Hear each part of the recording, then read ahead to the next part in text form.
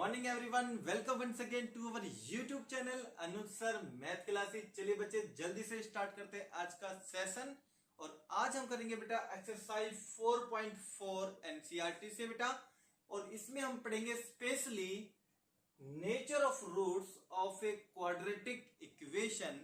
इसका थोड़ा सा जिक्र बेटे मैंने लास्ट एक्सरसाइज 4.3 में भी कराया था, जहां हमने क्वाड्रेटिक फॉर्मूला का यूज किया था।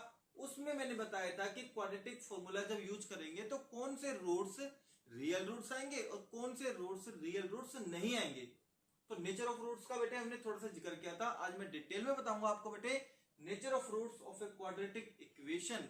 जब हम फाइंड आउट करेंगे तो उससे जो क्वाड्रेटिक इक्वेशन बनेगी उसके रूट्स रियल एग्जिस्ट कब करेंगे और रियल एग्जिस्ट कब नहीं करेंगे। ठीक है बेटा, तो बने रहिए हमारे साथ बेटा। जो न्यू यूजर्स है बेटा जल्दी से चैनल को सब्सक्राइब कर लो, और भी अच्छी अच्छी वीडियो में आपके लिए लाता रहूंगा बेटे। चलिए स्टार्ट करते हैं। Nature of roots of a quadratic equation. सबसे पहले आप समझ लो बेटे रूट्स क्या होते हैं क्वाड्रेटिक इक्वेशन के। जो क्वाड्रेटिक इक्वेशन होगी एक्स के अंदर सपोज कर लो, तो जो भी एक्स की वैल्यूज आएंगी आपके पास, चाहे फैक्टराइजेशन मेथड से आए चाहे क्वाड्रेटिक फॉर्मूला से आए, जो भी एक्स की वैल्यू आएंगी उनको बोलते हैं हम roots of a quadratic equation.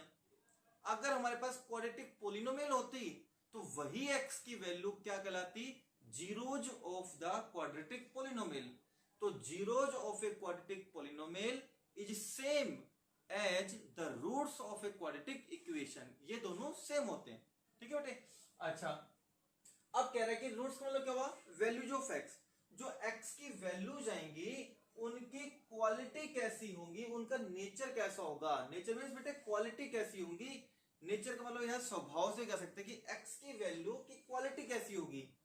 X की वैल्यू दोनों वैल्यू पॉजिटिव होगी, दोनों वैल्यू नेगेटिव होगी, एक पॉजिटिव होगी एक नेगेटिव होगी। ये भी कह सकते हैं दोनों वैल्यू इक्वल होंगी या दोनों वैल्यू डिफरेंट होगी। तो ये सब हम बेटे जिक्र करेंगे इसके सेशन में बेटा।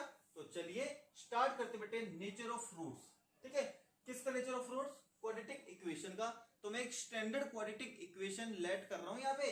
तो quadratic equation, standard quadratic equation क्या बनेगी, a x square plus b x plus c equals to 0, comma where a can never be equals to 0। A क्या नहीं हो सकता, कभी 0 नहीं हो सकता। अगर ए की वैल्यू 0 हो गई, यहां पे ए की वैल्यू 0 हो गई तो ये रिमूव हो जाएगा, लीनियर इक्वेशन बचेगी। ठीक है, और एबीसी क्या हो सकते हैं, कोई भी रियल नंबर हो सकते हैं। तो ये थी बेटे क्वाड्रेटिक इक्वेशन। अब इसमें हमें क्या फाइंड आउट करना है, नेचर ऑफ रूट्स।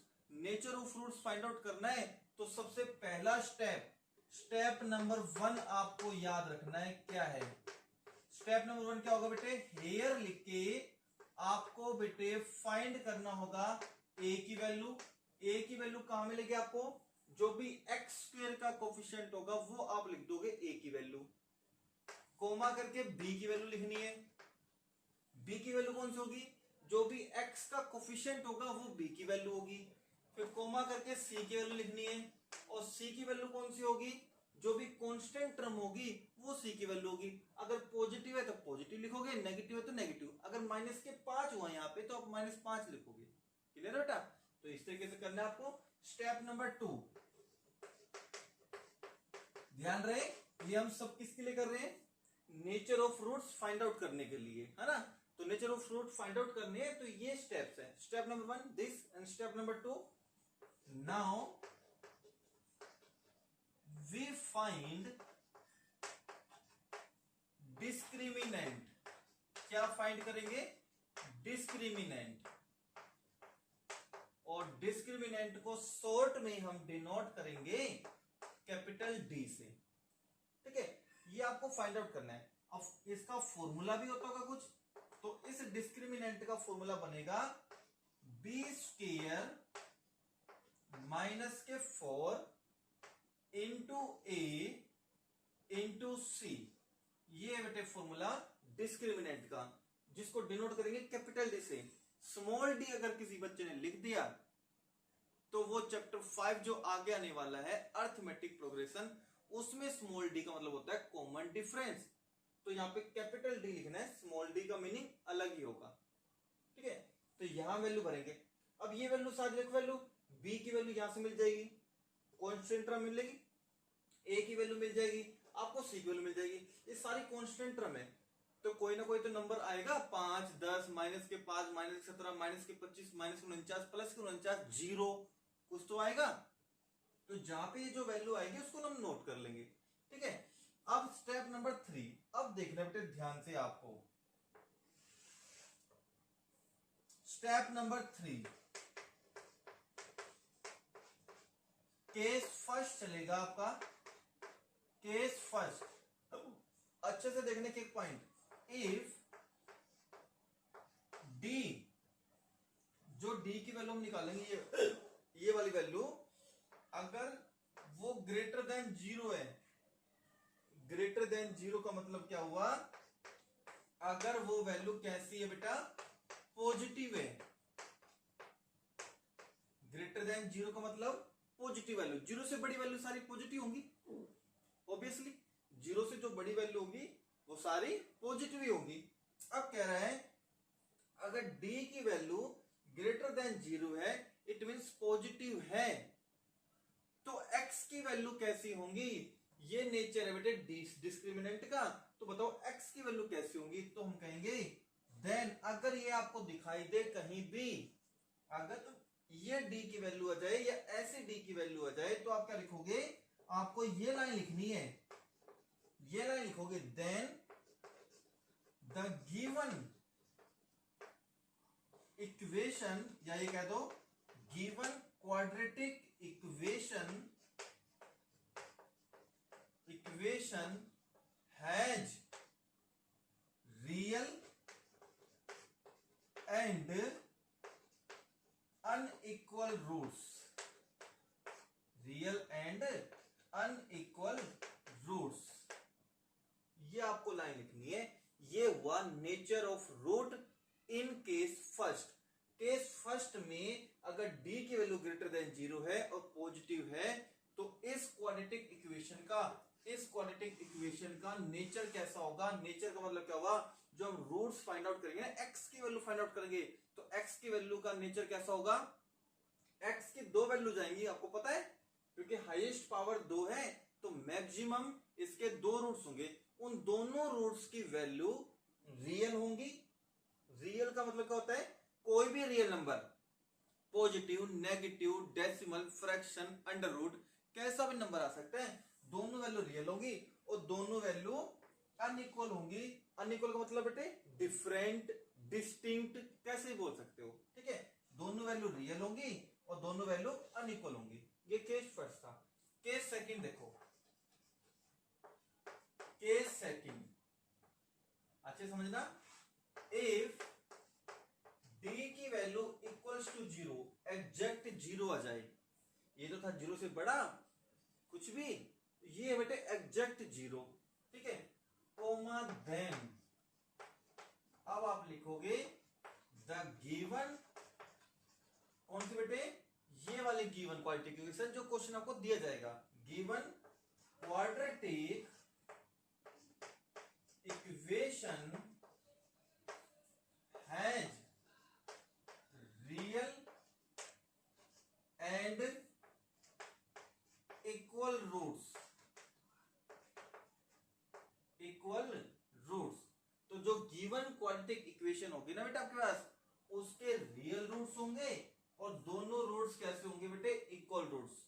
अब कई बार एनटीएससी के एग्जाम में या हायर मैथमेटिक्स बुक में, जैसे पीके गर्ग, आरडी शर्मा, इस चीज को बेटे इक्वल रूट्स को कई बार क्या लिख देते हैं, ये भी लिख देते हैं रिपीटेड रूट्स। रिपीटेड रूट्स मतलब बेटे, रूट्स का मतलब क्या हुआ, एक्स की वैल्यू रिपीट होंगी, इसका मतलब क्या, पहली एक्स की वैल्यू 3 है ना, तो दूसरी एक्स की वैल्यू भी 3, तो दोनों रूट्स इक्वल नहीं हो गए, तो इक्वल रूट्स का दूसरा नाम रिपीटेड रूट्स। ये भी याद करके चलना, ठीक है ना, इंपॉर्टेंट है ये भी। तो ये कह रहा है कि अगर डी की वैल्यू जीरो है, अगर डी की वैल्यू जीरो है, तो गिवन इक्वेशन के कैसे रूट्स होंगे, रियल होंगे और इक्वल रूट्स होंगे। ये दोनों अलग अलग कंडीशन यूज कर सकते हैं बेटे। इस एक्सरसाइज में इस कंडीशन का बहुत ज्यादा रूल है, बहुत ज्यादा रूल है बेटा, इस्तेमाल आएगा इसका। इस रूल का यूज करना है आपको। आपको क्या कहेगा, इस क्वाड्रेटिक इक्वेशन के इक्वल रूट्स है, तो बताओ find the value of k if the quadratic equation has two equal roots. अगर किसी क्वाड्रेटिक इक्वेशन के टू इक्वल रूट्स हैं, comma then find the value of k. तो अगर किसी क्वाड्रेटिक इक्वेशन के इक्वल रूट्स है, उस कंडीशन में d की वैल्यू आप क्या रखोगे, 0 रखोगे ऑब्वियसली। क्लियर है बेटा? अगर किसी क्वाड्रेटिक इक्वेशन में इक्वल रूट्स आते हैं तो हम d की वैल्यू क्या रखेंगे, 0 रखेंगे ऑब्वियसली। क्लियर है? ये था case number third. Case number third, चलिए, इफ ये ग्रेटर देन हो गई, ये इक्वल हो गई, लेस देन बच गई। अगर d की वैल्यू लेस देन 0 है, दैट इज 0 से छोटी वैल्यू कैसी होती है बेटा, सारी नेगेटिव होती है। तो सारी वैल्यू d की वैल्यू कैसी बेटा, नेगेटिव है। देन इस केस में क्या लिखोगे, तो हम कहेंगे then the given quadratic equation, then the given quadratic equation has no real roots, has no real roots, और क्वेश्चन वहीं पे फिनिश। क्योंकि अप टू 10th क्लास हम रियल नंबर चैप्टर पढ़ रहे हैं बेटा, रियल नंबर तक की लिमिट रहेंगी हमारी। अगर उस क्वेश्चन में d की वैल्यू लेस देन 0 आ गई तो हम कहेंगे गिवन क्वाड्रेटिक इक्वेशन के कोई रियल रूट्स नहीं होंगे और हम इसको आगे फाइंड भी नहीं करेंगे। क्वेश्चन यहीं पे फिनिश कर देना, ठीक है? तो इस कंडीशन से रिलेटेड कोई क्वेश्चन आया तो वो सिर्फ 1 मार्क का क्वेश्चन बनेगा, 1 नंबर का क्वेश्चन बनेगा। वो भी कैसे कि d की वैल्यू लेस देन 0 होगी तो रूट्स कैसे होंगे, तो हम इसका रूट्स कैसे देंगे, हैज नो रियल रूट्स, और क्वेश्चन वहीं फिनिश कर देंगे। ठीक है? अब मैं आपसे पूछ लू कि किन दो कंडीशंस में रियल रूट एग्जिस्ट करेंगे, तो आप कहोगे केस फर्स्ट में जिसमें d की वैल्यू पॉजिटिव आती है उसमें भी देखो कह रहा है कि रियल रूट्स होंगे। जिसमें d की वैल्यू इक्वल्स टू 0 आ रही है उसमें भी कह रहा है कि रियल रूट्स होंगे। तो दो कंडीशन ऐसी है जिसमें क्वाड्रेटिक इक्वेशन के रियल रूट्स होंगे, और एक कंडीशन ऐसी जिसमें क्वाड्रेटिक इक्वेशन के रियल रूट्स नहीं होंगे, वो है d लेस देन 0। ठीक है? ये था आपका बेटा nature of roots of a quadratic equation. I hope आपको अच्छे से क्लियर हो गया होगा बेटा। एक एग्जांपल लेके चलते ताकि और बेस्ट क्लियर हो जाए आपका। ठीक है बेटे? तो जल्दी से इसको नोट डाउन करो बेटे फटाफट से। चलिए,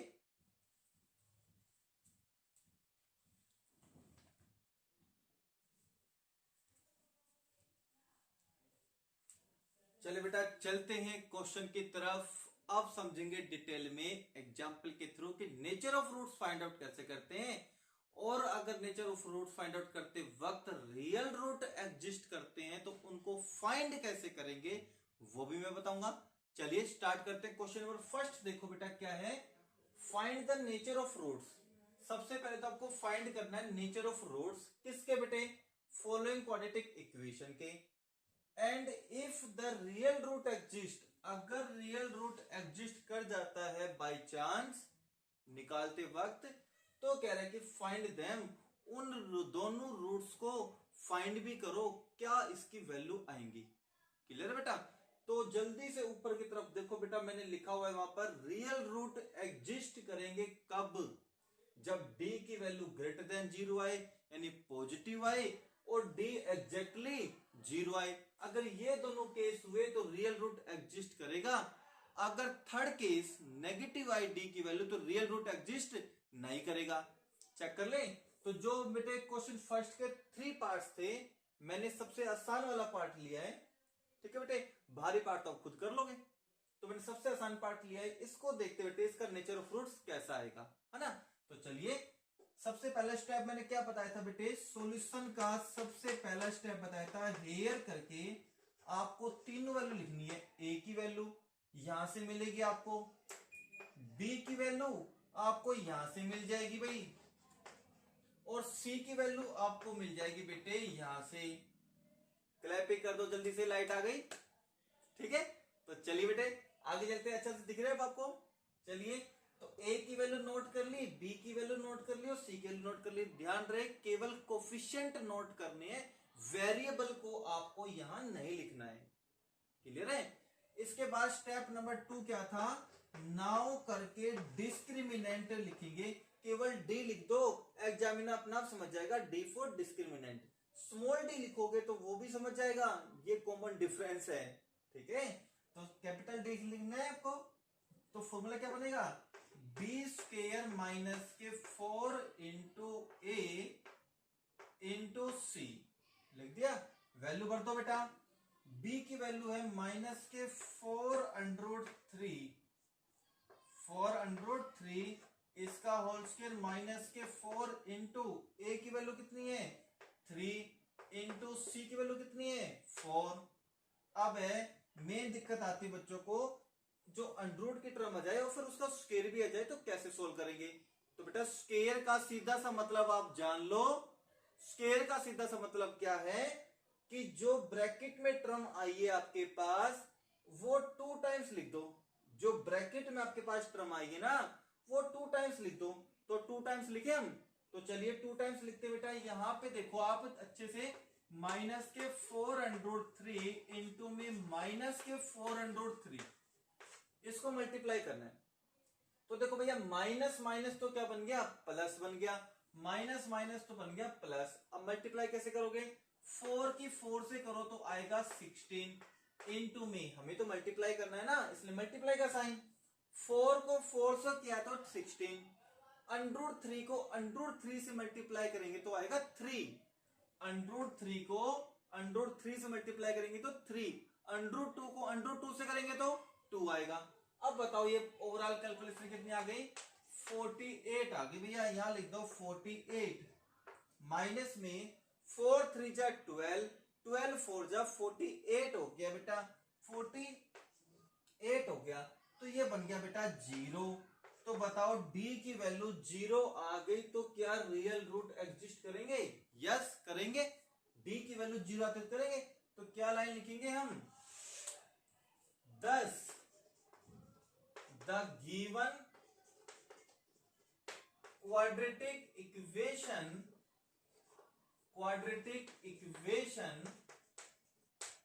has real and equal roots. Real होंगे एंड इक्वल रूट्स होंगे। जल्दी से बेटे इसको नोट करो फटाफट से, जल्दी से इसको नोट करो बेटा।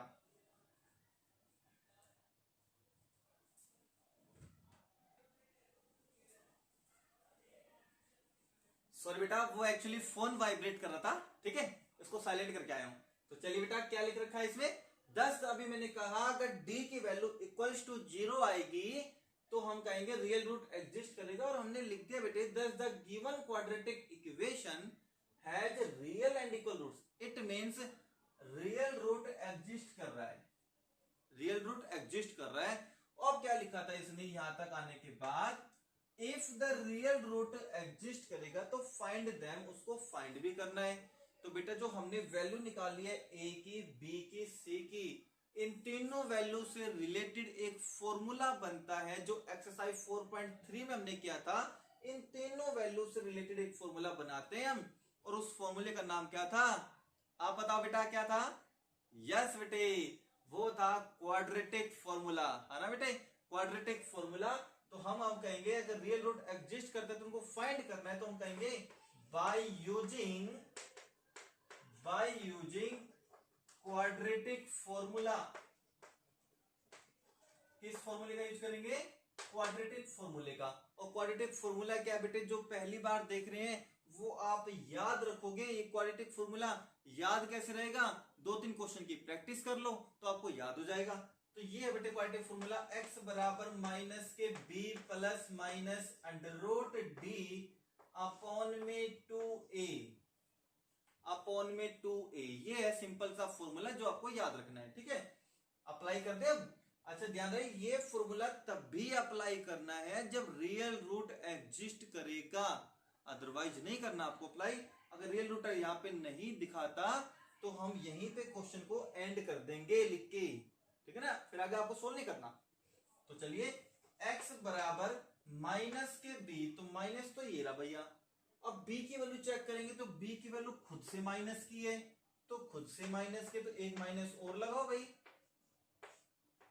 प्लस माइनस अंडर रूट के अंदर भरना है आपको d, तो d भर दिया भैया 0, d भर दिया 0, अपोन में है भैया 2a, a की वैल्यू चेक कर लो 3 है बेटा, 3 आ गए भैया। तो x बराबर माइनस माइनस क्या हो गया plus 4√3 plus minus under root 0 की वैल्यू क्या होगी 0 होगी, याद रखना आपको अंडर रूट 0 की वैल्यू 0, अंडर रूट 1 की वैल्यू 1, ठीक है बेटा। तो 0 अपोन में कितना आ जाएगा 6 आ गया भैया, ये तो 6 आ गया, ठीक है। तो चलिए आप दोनों को सेपरेट करें, प्लस को अलग करेंगे साइन, माइनस का साइन अलग करेंगे। अब होगा सर ये तो 0 है, चाहे प्लस 0 कर लो कोई फर्क नहीं पड़ेगा, माइनस 0 कर लो फिर भी कोई फर्क नहीं पड़ेगा, लेकिन बेटे हमें तो 2 रूट्स दिखाने हैं ना, वो 2 रूट्स इसी साइन को अलग अलग करेंगे तभी आपके पास 100 होंगे। तो 100 करने के लिए बस मैंने क्या किया, फॉर्मेलिटी के रूप में 4√3 प्लस 0/6 कर लिया भैया, और दूसरा रूट 4√3 माइनस 0/6 कर लिया, आपको पता यही आएगा। अब बेटा जी रिपीट करेंगे, ये तो बन गया आपके पास 6, 0 कुछ नहीं होता, इसमें 0 ऐड करेंगे तो यही आएगा, और इसमें 0 सब्ट्रैक्ट करोगे तब भी यही आएगा। आप कैंसिल आउट कर लें, ये आएगा बेटे 2 2 जा 4, 2 3 जा कितने आ गए 6, तो यहां से तो x की वैल्यू क्या आ गई 2√3/3, और यहां से x की वैल्यू क्या आएगी 2 2 जा 4, 2 3 जा 6, 2√3/3। आप यहां पे x की वैल्यू छोड़ सकते हो, देखो दोनों वैल्यू सेम है, दोनों वैल्यू इक्वल है, तो ये बात हमारी सही थी, दोनों इक्वल रूट्स रखेंगी, तो ये बात ठीक थी। और कहोगे सर इसका एक स्टेप और कराओ, अभी तो आंसर मैच नहीं कर रहा एनसीईआरटी से, हो सकता है एग्जाम में जब आप बैठोगे तो यहाँ पे आप छोड़ोगे आंसर को, तो बेटा आपको पता थोड़ी रहेगा कि इसको और भी सोल्व करना है, इसको और भी सिंप्लीफाई करना है। अगर आप यहाँ पे भी आंसर छोड़ के आते हो तो तब भी आपको 4 में से 4 ही मार्क्स मिलेंगे। अगर आपके अंदर कैपेसिटी है इसको आगे सोल्व करने की, नॉलेज है थोड़ी सी नंबर्स के बारे में, तो इसको आगे भी सोल्व कर सकते हो, एक स्टेप और लिख सकते हो।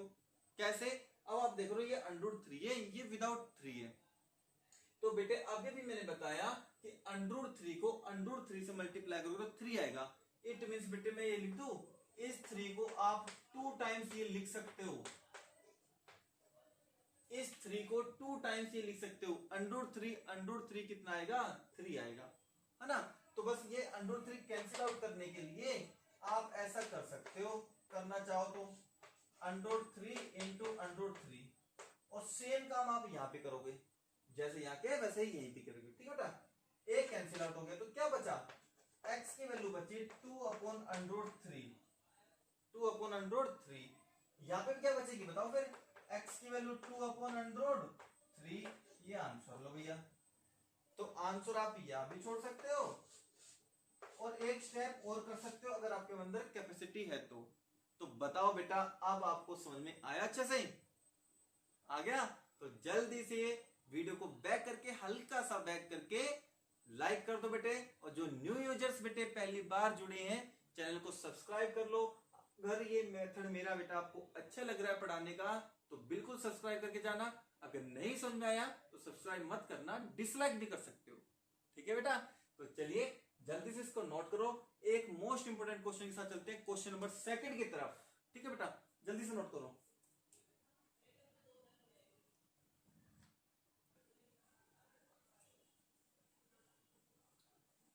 चलिए बेटे लास्ट क्वेश्चन करते हैं आज के सेशन का, क्वेश्चन नंबर 2 बहुत ही इंपॉर्टेंट है बेटा। इस टाइप का क्वेश्चन जरूर मिलेगा आपको, 1 मार्कर ऑब्जेक्टिव क्वेश्चन में भी मिलेगा, और जो हम टेस्ट लेंगे उसमें भी डालूंगा बेटे इस टाइप का क्वेश्चन एक, और जो बेटे 2 मार्कर है उसमें भी ये क्वेश्चन मिल सकता है अगर उसकी लेंथ थोड़ी सी बड़ी है तो, ठीक है बेटे। इससे पहले बेटे मैं 1 मिनट के लिए कुछ शेयर करना चाहूंगा बेटा, जो स्पेशली हमारे स्कूल के स्टूडेंट है बेटा उनसे शेयर करना चाहूंगा। जो मैं आपको व्हाट्सएप पे लिंक शेयर करता हूं बेटे, तो मैं बच्चों से पूछता हूं बेटे कि आपने वीडियो देखी, मुझे तो व्यूज कम दिखाई देते हैं।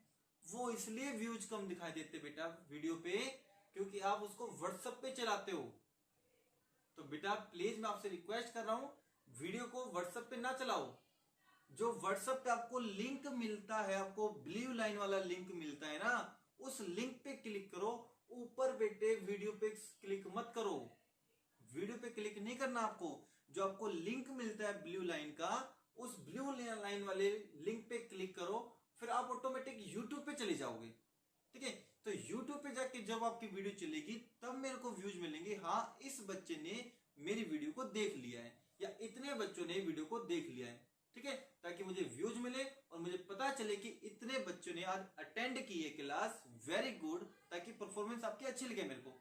और मेरे को आपको फोन भी ना करना पड़े, आपको इन्फॉर्म भी ना करना पड़े कि प्लीज बेटा देखो देखो देखो, है ना।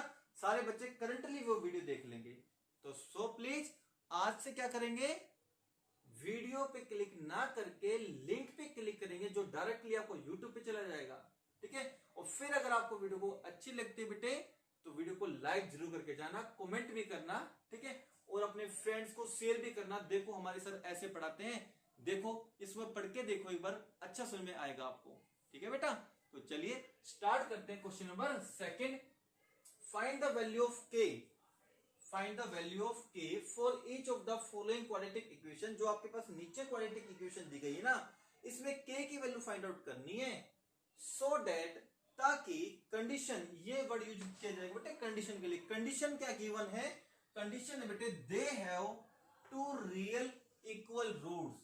अगर उस क्वाड्रेटिक इक्वेशन के इसने पहले बता दिए कि टू इक्वल रियल रूट्स है, टू रियल इक्वल रूट्स है, तो बताओ के की वैल्यू क्या आएगी। तो झट से देखो बेटे कंडीशन को, सबसे पहले रियल रूट्स कब आते हैं, रियल रूट्स एग्जिस्ट करेंगे जब डी की वैल्यू पॉजिटिव आएंगी या डी की वैल्यू जीरो आएंगी। अब ये किसकी बात कर रहे हैं, इक्वल रूट्स भी होना चाहिए।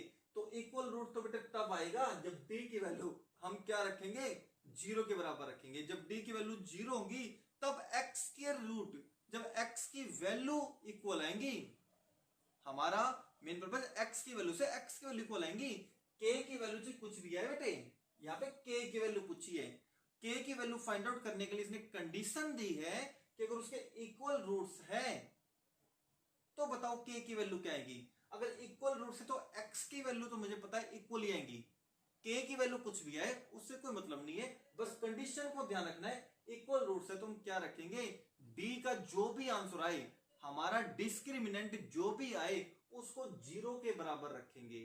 बस बेटा मेन मोटिव यही है इस कंडीशन का, कि इस कंडीशन का क्या मोटिव है, जो भी डिस्क्रिमिनेंट का आंसर आएगा हमें तो जीरो के बराबर रखना है उस आंसर को, क्योंकि ये कंडीशन गिवन है। क्लियर है, तो चलिए स्टार्ट करते हैं। सबसे पहले सॉल्यूशन में क्वाड्रेटिक इक्वेशन में हमने लिखा है, तो यहाँ पे क्वाड्रेटिक इक्वेशन हाईएस्ट पावर 2 भी तो होनी चाहिए, या तो हाईएस्ट पावर फिलहाल 2 तो नजर नहीं आ रही, तो नजर नहीं आ रही तो बेटा ब्रैकेट को मल्टीप्लाई कर लो दोनों से।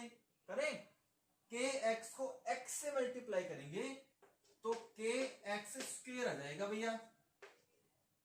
के एक्स को -2 से करोगे तो माइनस के 2 के एक्स हो जाएंगे भैया, और प्लस के है 6 बराबर 0।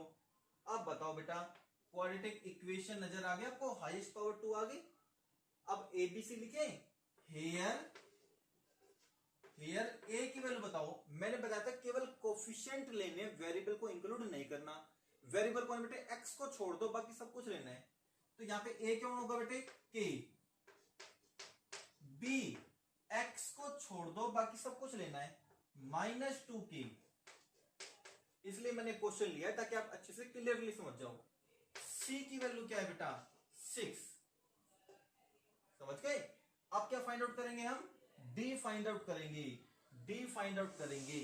तो देखो बेटा b की वैल्यू निकालेंगे तो b स्क्वायर माइनस के 4 इंटू ए इंटू सी।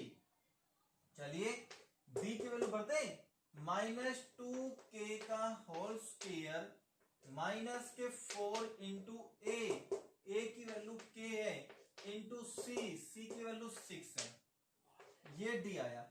अब इधर आ जाओ बेटा, यहां सोल्व करेंगे तो भैया जी डी की वैल्यू निकालेंगे तो -2k का स्क्वायर है, -2k का स्क्वायर है तो -2k इंटू -2k कितना आ जाएगा, माइनस को माइनस से मल्टीप्लाई करोगे तो प्लस बन गया, 2 को 2 से मल्टीप्लाई करोगे तो 4 बन गया, k को k से मल्टीप्लाई करोगे तो k स्क्वायर बन गया, ये आ गया भैया 4k स्क्वायर। अब क्या कर रहे हैं माइनस का साइन, 4 को 6 से करोगे तो 24k लिख दो, माइनस के 24k लिख दिया मैंने भैया, माइनस के 24k। ये हमारा डी का आंसर आया है, ये हमारा क्या है बेटा डी की वैल्यू आई है। अब क्या कंडीशन दे रखा था, इसके कैसे रूट है, रियल इक्वल रूट से, तो हम कहेंगे बेटा since given equation has real equal roots, real equal roots, therefore अगर इक्वल रूट्स हैं तो देयरफॉर मैं कहूंगा डी की वैल्यू 100% क्या होनी चाहिए, जीरो होनी चाहिए। आंसर कुछ भी आए बट वो जीरो होना चाहिए, ठीक है। तो ये वाली डी की वैल्यू है, डी की वैल्यू यहां पे भर दे बेटा, तो डी की वैल्यू भरेंगे तो 4k स्क्वायर माइनस के 24k बराबर 0, ये डी की वैल्यू भर दी हमने, बराबर में 0 रख दिया।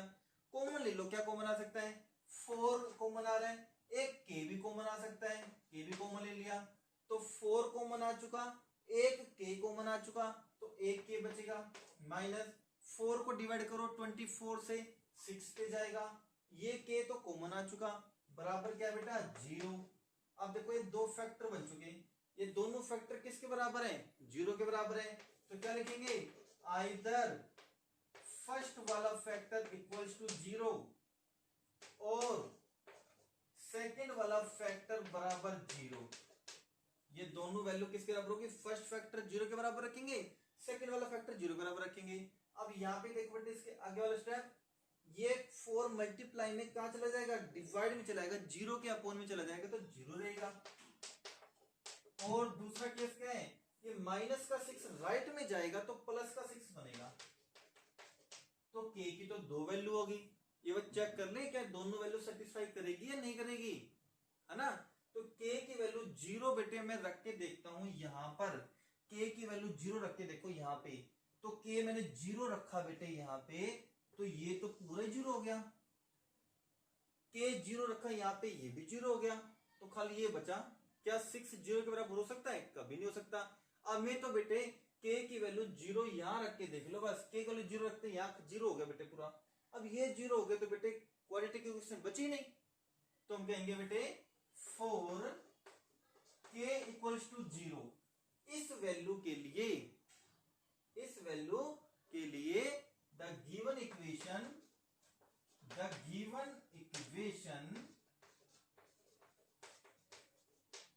Is not quadratic, is not quadratic. इस वैल्यू के लिए जो गिवन इक्वेशन आपको दे रखी है ना क्वाड्रेटिक नहीं है, आपने 0 भर के देखा यहाँ पे तो ये तो पूरे को 0 कर गया, क्वाड्रेटिक इक्वेशन है ही नहीं, तो देयरफॉर k की वैल्यू केवल क्या होगी 6 होगी। आई होप आपको अच्छे से क्लियर हो गया होगा बेटा, k की वैल्यू 6 कर लो, कहीं भी 0 नहीं आएगा, क्लियर है। एक बार रिजेक्ट होगी दूसरे तो काम आएगी। तो आई होप आपको सारे क्वेश्चन अच्छे से क्लियर हो गए होंगे बेटे। अगर वीडियो आपको अच्छी लगी हो तो बेटे लाइक जरूर करके जाना, सिंगल 1 सेकेंड लगती है बेटे टैप करने में, है ना, और टैप करने में सब्सक्राइब करने में भी एक सिंगल सेकंड लगती है, कोई कॉस्ट नहीं लगता, है ना। तो जल्दी से सब्सक्राइब करो चैनल को और शेयर जरूर करना अपने फ्रेंड्स को अगर आप कर सकते हैं तो, अगर आपको वीडियो अच्छी लगी है तो, ठीक है। चलिए आज के लिए केवल इतना ही, कल मैं आपके लिए एक इंपोर्टेंट वर्ड प्रॉब्लम लेके आऊंगा बेटे इसी एक्सरसाइज की, उनको करेंगे। उसके बाद मल्टीपल चॉइस क्वेश्चंस, उसके बाद मल्टीपल चॉइस क्वेश्चन जो भी बनते हैं इस चैप्टर से, इट मींस कंप्लीट चैप्टर हम रिवाइज करेंगे in single lecture with in 60 minute. 60 minute में कंप्लीट चैप्टर को रिवाइज करेंगे। मल्टीपल चॉइस क्वेश्चन इसमें स्पेशली होंगे, ऑब्जेक्टिव क्वेश्चन भी होंगे बेटे उसके अंदर, तो वो वीडियो लेक्चर देखना ना भूलें। Multiple choice question of chapter 4, ठीक है, multiple choice questions with answer of chapter 4, ठीक है, आज या कल में मैं अपलोड करूंगा, वो जरूर देखना। चलिए आज के लेक्चर में केवल इतना ही, तब तक कल तक के लिए टाटा